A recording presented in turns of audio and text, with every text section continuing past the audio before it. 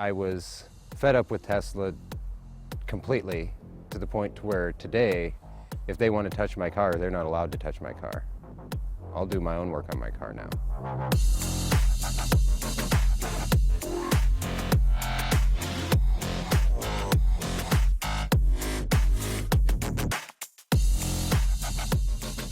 Greg Furstenwerth wasn't always this frustrated with Tesla.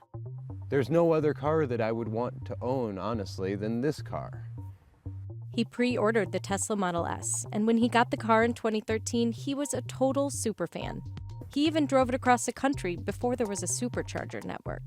I don't think many people have not reset their trip indicator, and so when you look here, I've got 135,004 miles on there, and the entire time that I've used the car, 46,368.9 kilowatts.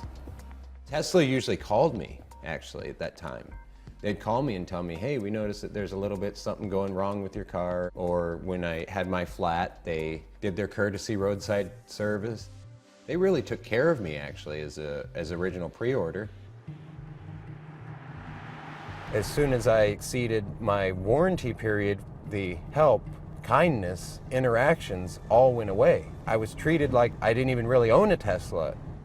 Early adopters like Greg are the first to deal with Tesla service for the Model S out of warranty. Tesla recommends all repairs go through its own service centers or authorized providers. For Greg, that means killing a day driving to the nearest shop. He lives on an island near Seattle, out of reach of Tesla's mobile rangers as well. And it's nearly impossible to find independent mechanics willing and able to work on these luxury electric vehicles, mainly because Tesla does not make spare parts, diagnostic tools, and even its repair manuals readily available. I had leaking taillights, and I had moisture occurring in my headlights, and door handles started failing, and for any of those issues, my emails were ignored, and my communication was that, well, that's your problem and you need to pay for it to have it dealt with. And the potential expense was daunting. He was looking at $14,000 worth of repairs at least. Borderline extreme would be $1,000 a taillight, $1,000 to $1,200 a handle. The headlights are $1,500 each, I think. The motor unit's $12,000 last I heard. As problems with his car stacked up, he even considered destroying it. I was going to take my truck that I have sitting over there and rip the thing apart. Before I did that, though, I decided to see if I could tear it apart myself without destroying it and fix it. He's not a mechanic, but has always had a knack for fixing things. So he decided to take matters into his own hands and see if he could handle the repairs himself. When I started doing this, I had no manual. I never talked with anybody about what to do. I have no schematics. I have really nothing at my disposal when I started this, and just opened it up and started taking it apart.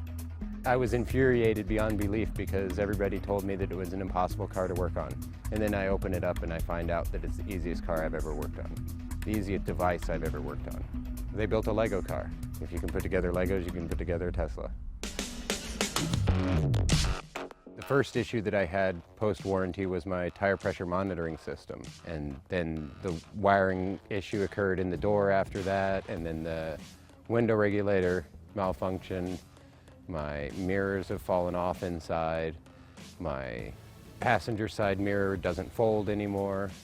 I've got a multitude of issues with my rear-facing seat. He was able to fix these issues himself by purchasing parts online from third-party sellers. $70 online to order this part. $70 online to order those two parts. And you got a totally working door handle instead of $1,000 to Tesla. During his teardown, he also discovered some potentially dangerous issues. For example, the wiring enabled the car to be driven without the key being present in the vehicle. Without the keys in the car. Just messing with two wires.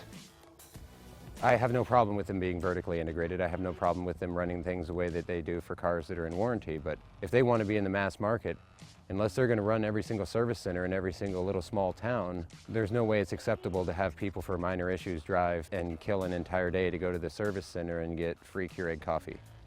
When you look at what I'm doing here, I'm not doing this to belittle Tesla. I'm not doing this to see them fail. I do not want to see them fail. I want to see them succeed, and wildly succeed. I love my car. I want it to be reliable, and I think if they do that, there will be no automaker that could beat them.